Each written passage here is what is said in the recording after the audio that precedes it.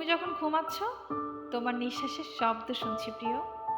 ভীষণ মায়া মুখটা তখন দেখতে ইচ্ছে করছিল। আমি চাই তুমি অভিমান করো, রাগ নয়। রাগ তোমাকে আমার কাছ থেকে দূরে সরিয়ে দেবে। অভিমান করো, প্রেম গভীর হবে। বন্ধুত্ব মিশ্রিত মিষ্টি ভালোবাসায় সরি। মন শান্ত করো, চোখে দূরবীন যত দূরেই থাকি কাছে আছি যেন আমি তোমার মাঝে অন্তরীণ।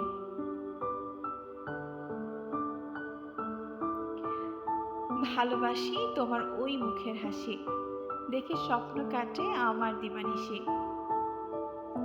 তুমি আমার বুকে মাথা রাখো, সমস্ত পৃথিবী ঘুমিয়ে যাবে তোমার মাঝে। ইস, মায়া তো তোমার বেশি।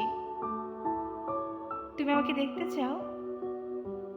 ঠিক আছে, দুজন একসাথে, ওকে? আচ্ছা, যদি আমি না চাই দেখাতে তখন?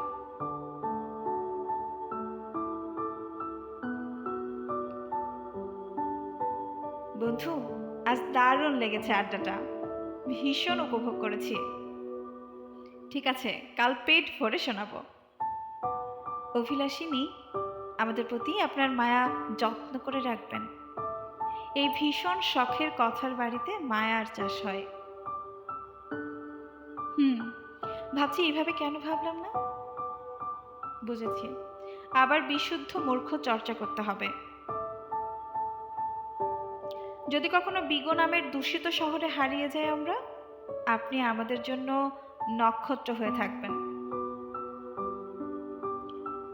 একটা লাইন ভীষণ ভালো লেগেছে, জীবনের শেষ প্রান্তে এসে মৃত্যুর দুয়ারে দাঁড়িয়ে যদি একটা কথা বলতে হয়, বলবো তোমাকে ভালোবাসি। লেখাটা ভালো লাগলো। অভিলাষিনী, বলতে পারেন আমাদের জীবনের সুখ বেশি না দুঃখ বেশি?